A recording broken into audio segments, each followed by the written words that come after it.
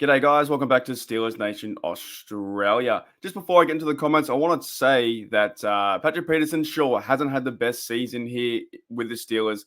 Been shaky at the start, getting better here and there along the season goes. And of course, you guys know he does the All Things Covered podcast with Brian McFadden and B-Mac. Now, in the future too, I do want to try and reach out to B-Mac and Pat Peterson to get them on the show on Steel Oz. I'm a fan of both their works, dead set. Like, Peterson should be going to the Hall of Fame. You'd think so with his career, with the Vikings and Cardinals and all those kind of things. However, on the other side, sometimes Peterson in his podcasts, we talk about the Steelers with the media and how they try and cover things up and don't say the wrong thing because you'll get blasted by fans, myself, or media or anyone like that. But Steeler players nowadays have podcasts. Jalen Warren has a show on the Sick podcast with those fellas out there. Cameron Hayward runs a show. Ike Taylor, former player, runs a show.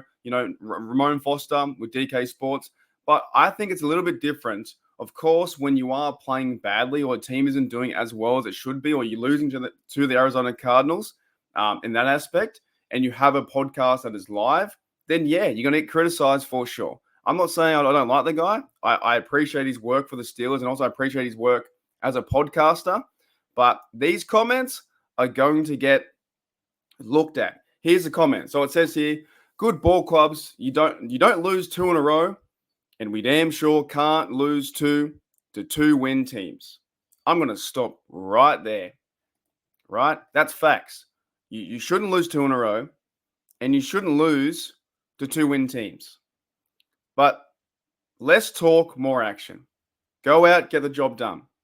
Everyone was talking about in the Steelers locker room that we took them lightly, the Cardinals. You should never take any team lightly. Even this game coming up right now, Steelers versus Patriots, I don't know if we're going to win this one. To be honest, I'm a massive fan, but I don't know if the Steelers are going to win. Now, his comment goes on to say, so that was from his weekly podcast, All Things Covered with B-Mac. He says there's no more time to be wasted. The margin of error is very small. If we have the desire to be what we envision ourselves being, we've got to create and grow a killer instinct. I agree with you 1,000%. However, there's now 5 games to go. The injuries are piling up. I think Najee was on the list today. Kenny Pickett is out until I think maybe Ravens week. I've heard a report there. There's Isaac Siamalo's out. We've pretty much lost all our middle linebackers. You look, I understand it's playoff football, and you have to have it from this point. And I really hope so. I hope that the Cardinals game was the wake-up of all wake-up calls, but I feel like we've been saying that for year after year after year when we get into this mode. But last year, we went 7-2, and we had a chance to go to the playoffs. With one Joe Flacco win, we would have been there. Now, would we have been ready for a team to versus the Chiefs? Probably not. But we still would have made it.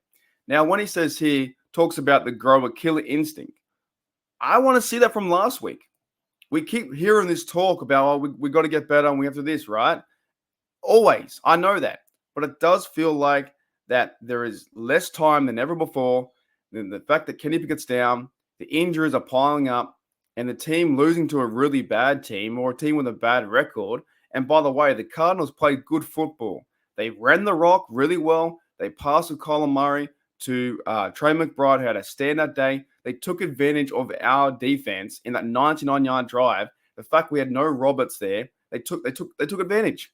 They went in the middle of the field, picked us apart all the way down the field, and got the W. Now, the rain delays helped out and this kind of stuff, but we made too many errors on teams and missed field goals and all that kind of stuff. So I understand what Peterson is saying. Good ball clubs, you don't lose 2 in a row, and we damn sure can't lose 2-win teams.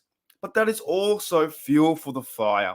Massive fuel for the fire. Any Patriot player out there, if they read these headlines or they listen to podcasts like All Things Covered, which I do hope to get the fellas on the podcast in the off-season and say hello, how was it?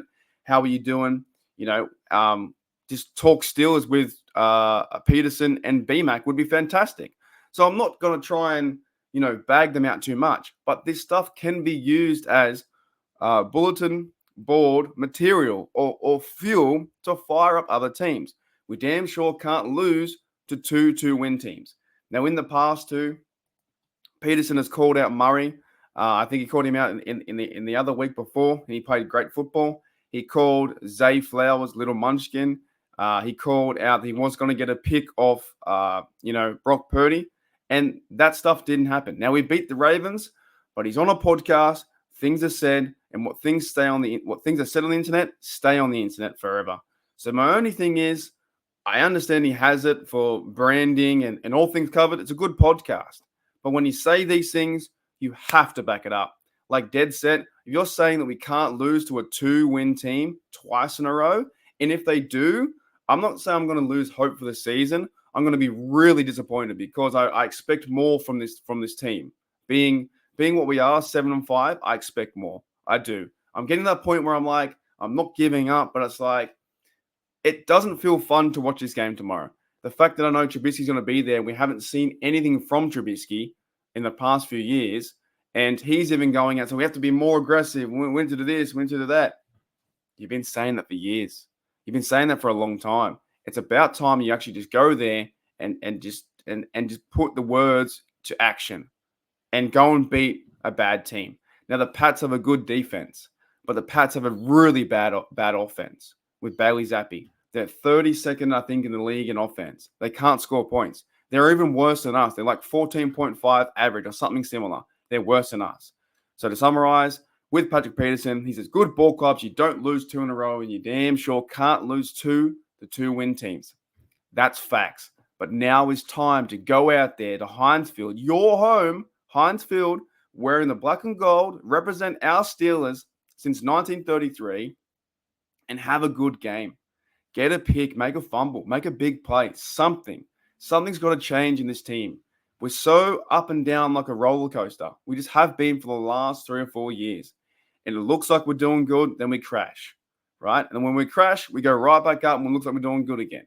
There's only 5 games to go. You've got to take care of business. That is the Patriots. You need to force turnovers. They've got the gold end zones. They're wearing color rush. Everything's set up for a big night for the Steelers to do well and hopefully get a W. I don't care how you get it, if it's 13-12 or 13-10. This game, you have to get a W and then rest for the next 11 days because you have players hurt like Ciamalo, like Roberts, who's got injuries. And look, all the players on the team have injuries. But now is the time, if you want to be playoffs or champions in this league, I don't care about your skill level. If you want to be a playoff champion or a Super Bowl champion, you have to dig deep no matter what you do. You got to dig deep.